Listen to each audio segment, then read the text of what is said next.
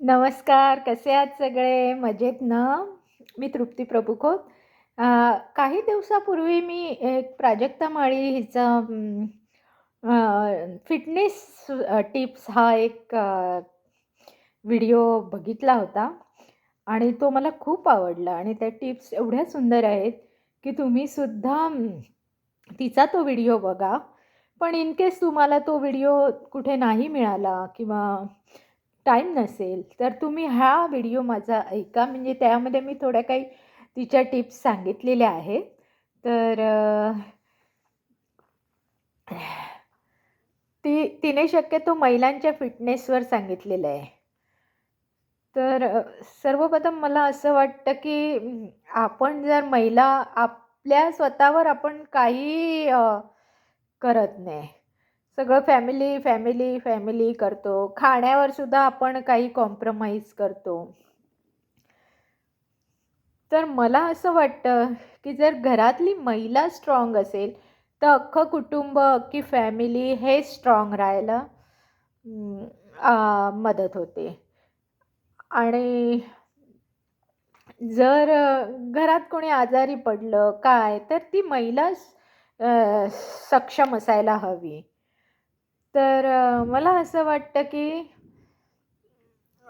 स्वतःसाठी असा 1 तास वेळ काढायचा आणि मग त्यासाठी तुम्ही काय कराल, की तुम्हाला जी एक कला येते, ती तुम्ही जोपासा. अ, त्यामुळे कसं तुम्हाला तुमचा आनंद मिळतो किंवा तुम्ही 1 तास एक्सरसाइज करा, व्यायाम करा. पण व्यायाम म्हणजे भांडी घासणं आणि कपडे धुणं, लादी धुणं हा नाही. ॲक्चुअल तुम्ही एक्सरसाइज केल्या पाहिजेत. त्यामुळे तुमचं मनही शांत राहतं, शरीरही शांत राहतं. तर अशा प्रकारे तुम्ही व्यायाम करा. बरं.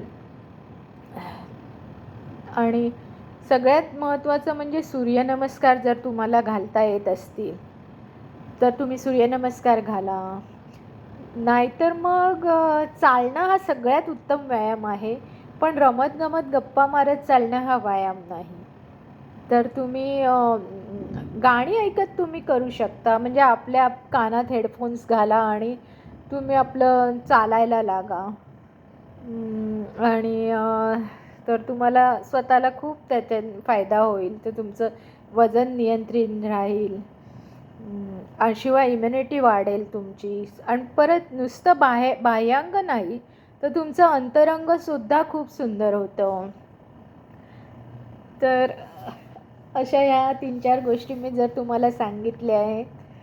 आणि सेकंड थिंग म्हणजे पाणी पिणं हे महत्त्वाचं आहे. भरपूर पाणी प्यायलं पाहिजे. कारण मला स्वतःलाही हा प्रॉब्लेम आहे. मी खूप कमी पाणी प्यायचे आणि मग मला युरिनरी प्रॉब्लेम व्हायला लागला. पण देवदयेने ते काही मोठं झालं नाही. पण जेव्हा मी पाणी प्यायला लागले, तेव्हा मग मला थोडं प्रॉब्लेम कमी झाला. त्यामुळे मी आवर्जून सगळ्या महिलांना सांगेन, की तुम्ही पाणी प्या. आणि जेवढे आपल्या शरीरात टॉक्सिन असतात, तर ते पाणी पिल्यामुळे आपल्या शरीरातून बाहेर निघून जातात. आणि इंडिया म्हटलं तर ही उष्ण हवेचंच ठिकाण आहे. तर तुम्ही सब्जा वापरा. सब्जा पाण्यात भिजवून ठेवला, रात्री भिजवून ठेवलात आणि सकाळी जर प्यालात, तर तुम्ही ते खूप त्याचा तुम्हाला उपयोग होऊ शकतो. त्याच्यानंतर आयर्न, प्रोटीन हे सगळं तुम्ही व्यवस्थित खाल्लं पाहिजे. त्यामुळे मग तुमच्या शरीराला खूप त्याचा फायदा होतो. आणि जेव्हा तुम्ही घरातली कामं करता, तर त्यासाठी तुम्हाला ह्या सगळ्याची आवश्यकता असते. आणि